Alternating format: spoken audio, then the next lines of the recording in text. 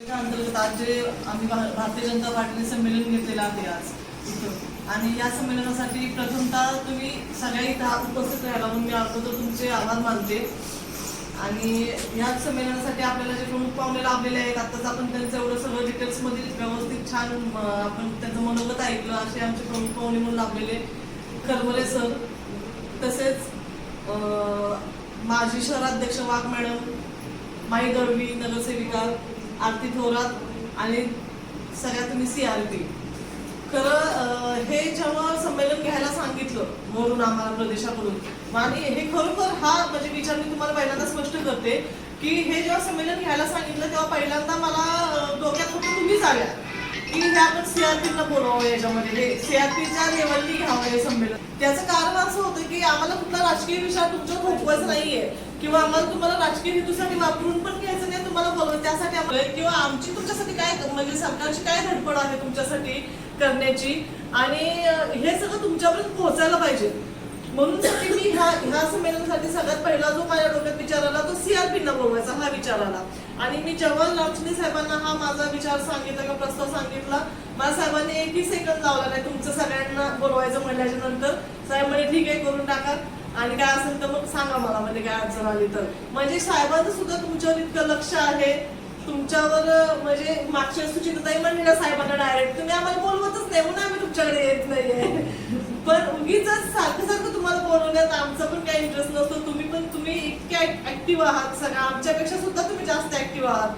त्याच्यामुळे आता ह्या गोष्टीसाठी तुम्हालाच बोलवलं. दुसरी गोष्ट म्हणजे जो केंद्रीय अर्थसंकल्प आहे हा निर्मला सीतारामन यांनी सलग 9व्यांदा मांडलेला अर्थसंकल्प आहे. आणि या आपल्या महिला अर्थसंकल्प म्हणजे महिला अर्थमंत्री ह्या आपल्याला लाभलेल्या आहे. सलग 9व्यांदा अर्थसंकल्प मांडणारी ही इतिहासातली पहिली गोष्ट आहे, आणि याचा आपल्याला सगळ्यांना महिलांवर पहिल्यांदा अभिमान असला पाहिजे. आणि हा अर्थसंकल्प महिला म्हणजे मोदी सरकारने जसं 9 वर्ष त्यांना सलग महिला अर्थमंत्री ठेवली, कारण सरकारचं पहिलं उद्दिष्ट जेव्हापासून 2014 पासून मोदी सरकार आलं तेव्हा पहिलं सगळ्यात जास्त जर फोकस कुठे गेला असेल तर महिला कशा सक्षम होतील, मग त्या आर्थिक असू देत, शैक्षणिक असू देत किंवा बाकी कुठल्याही क्षेत्रात असू देत, पण महिला कशा सक्षम होतील ह्याच्यावर जास्त भर दिलेला आहे. आणि त्यासाठी त्यांनी अनेक योजना राबवल्या. त्यातली सगळ्यात त्यांची यशस्वी या सरकारची योजनासाठी लखपती दिली ही योजना आहे. आणि म्हणजे बजेट म्हणजे काय असतं, जसं सरांनी सांगितलं की आपण घरातलं बजेट, पगार एवढा, खर्च एवढा, हे आपण सगळी सांगड घालत असतो बजेटची. तसंच निर्मला सीतारामन अख्ख्या देशाचं बजेट त्या मांडतात. आणि हे बजेट मांडताना त्या जसा विचार आपण घरच्या बजेटचं करतो तसंच त्या करतात, ह्यापेक्षा वेगळं काहीच नसणार आहे बजेट म्हणजे. पण हा जो सबका साथ सबका विकास आहे हा मुख्यपणे ग्रामीण भागावर सगळ्यात जास्त अवलंबून आहे, कारण आपली देशातील सगळ्यात जास्त लोकसंख्या ही ग्रामीण भागात राहते. आणि ग्रामीण भागातील जास्त अवलंबून आहे हा सबका साथ सबका विकास. आणि ग्रामीण भागातला सध्याचा, मी तर असं वैयक्तिक मानते, मी सगळा अभ्यास केल्याच्या नंतर, की आता सध्याचा जर ग्रामीण भागातला आर्थिक कणा जर कोण असेल तर ते बचत गट आहे. सगळ्या महिला एकत्र येतात, म्हणजे काही आमच्या सुरुवातीला तर भाऊकीचा मिळून आम्ही बचत गट केलेला. आमची भाऊकी कधी एक झाली असती का सगळ्या बायका, म्हणजे या निमित्ताने एक झाल्या.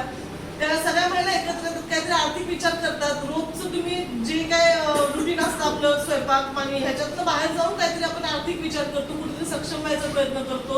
आणि त्यासाठी ही म्हणजे तुम्ही जसा रिस्पॉन्स दिला तसं तेवढं भरभरून सरकारने तुम्हाला परत रिटर्न मध्ये दिलं तुमच्यासाठी वेगवेगळ्या योजना करून. आणि त्यातली ह्या बजेटमधली सगळ्यात महत्वाची जर योजना कुठली असेल तर ती आहे शी-मार्ट. जसं म्हणजे ह्यासाठी लखपती दिदीची पण व्याप्ती वाढून मोठी केलेली आहे. पहिले त्यासाठी 10 लाख कोटी होते, आता ते 12 लाख कोटी पर्यंत नेलेलं आहे. आणि हे फक्त सगळ्या महिलांसाठी हे लखपती दिदीची पण योजना वाढवलेली आहे. आणि शी-मार्ट हे असं म्हणजे एक प्लॅटफॉर्म दिलाय परत, की आपण फ्लिपकार्ट, अमेझॉन वगैरे ह्या ज्या कशा ऑनलाईन ऑर्डर करतो तसं हे पंचायत समिती किंवा म्हणजे सरकारी लेवलमध्येच हे शी-मार्ट एक असं स्थापन केलं जाणार. आणि त्याच्यावर तुम्ही बचत गटाअंतर्गत तुमचे जे काही प्रोडक्ट असतील ते तुम्हाला फ्लिपकार्ट, अमेझॉन सारखे त्याच्यावर सेल आउट करता येणार. हे एक सगळ्यात मोठी आपल्यासाठी योजना ह्या बजेटमधून निर्मला सीतारामन यांनी मांडलेली आहे.